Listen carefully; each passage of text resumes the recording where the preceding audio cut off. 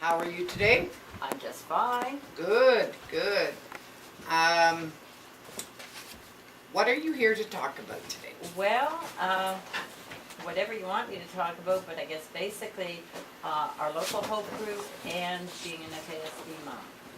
Okay, well, I sort of gave a big announcement or advertisement for Hope Group. So maybe you'd like to talk about what it is like to be an FASD mom, and what supports do you think are needed in the community for parents? Well, that brings us back again to Hope. The support's needed in the community because we know there are people out there, both children and adults with FASD, and we do need a lot of support. We need to give the mothers the validation that they didn't do this deliberately, but they do need help. We need to, of course, bring other support people who are pregnant or getting pregnant in not drinking, because then we could bring FASD to a pit stop. And we need to support adults because they think very differently. They have they don't see consequences in the same way, and so on. They need a lot of support too. So we need a real approach in the community to support everyone, from people on the streets to people in the prison system and those who haven't gotten to that extreme. So we do need a lot of support. As an FASD mom, my children are now in their 30s. I had three.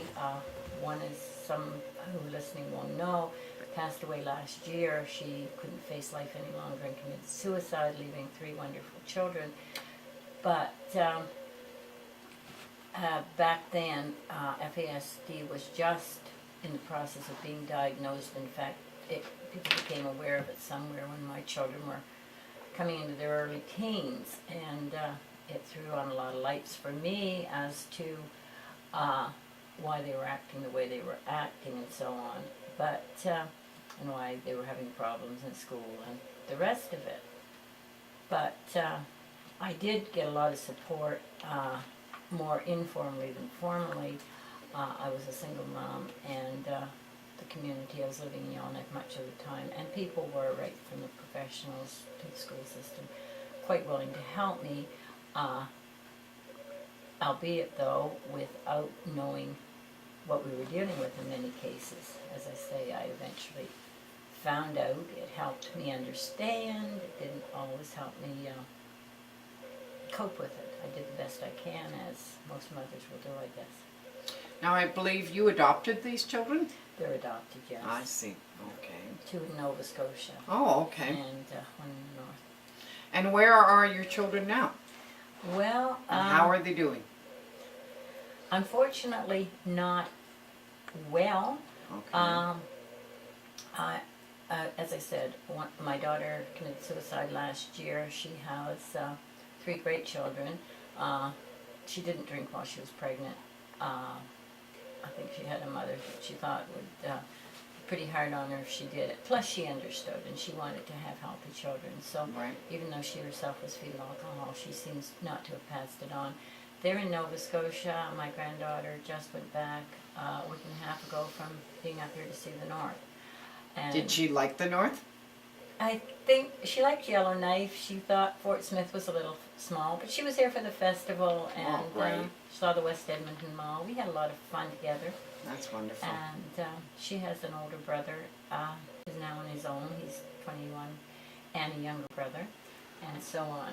We've had interagency meetings to determine what the various agencies need. We're working on the results of that. It seems that the agencies would like to have a person in Fort Smith devoted solely to working with the problem and bringing this thing together.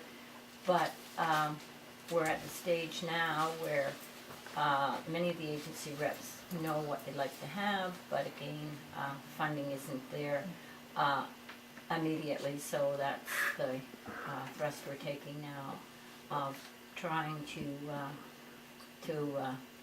focus on that and keep everyone working together to get what we need in the community. Thanks a lot, Isabel. Jackie just brought up a good point, which I'd like to reiterate. We are not experts here. We're here to help and support people and support families. There are special programs at schools, special needs programs. There's an informal network out there as well as a formal network. So anybody that wants to connect to that, I would suggest you get in touch with the schools, you get in touch with the health center, over community wellness.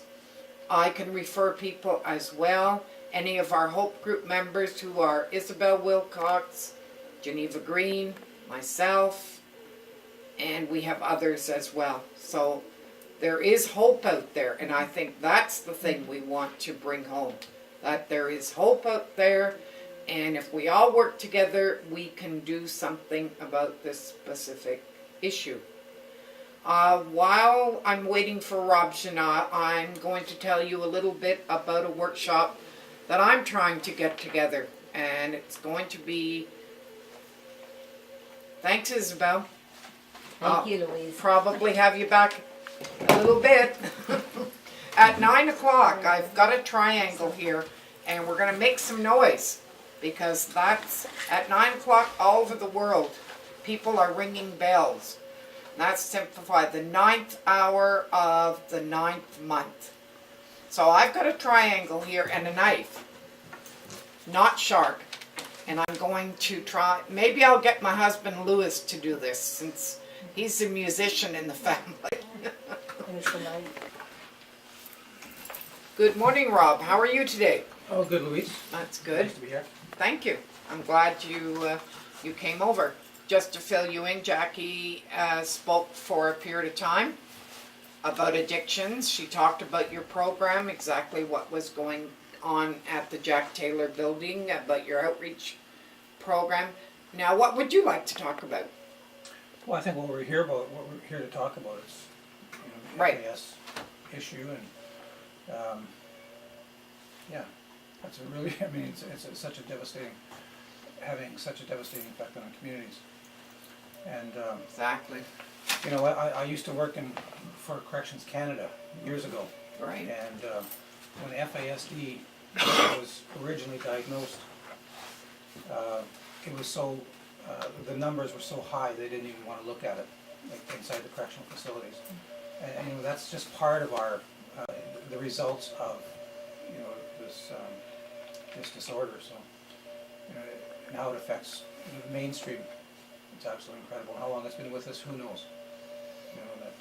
But I think we're very, very fortunate that we now can diagnose it. Are things perfect? No, but we at least have something that can positively affect future generations. So. Did you want to talk about that that lady that came up from Alberta, and about her clinic? Well, there's not I much. know it's not relevant here right now, but Her name is Vicki Jacobs. That's right. I know that she's part of probably the only diagnostic team in Canada that we're. I would like to take a minute to reflect on the mothers, on women in general, and on children. This is happening all over the world right now. People are ringing bells, the church bells are ringing in large. You gotta hold it by the wire, dear. Hold it by the wire. There we go. Just dangle it there by the wire. Dangle it from the wire.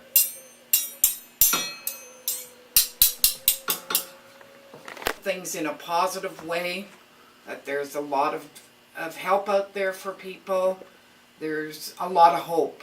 And that's, I guess, is my message. What I want to impart is to say that there is a lot of hope for people out there.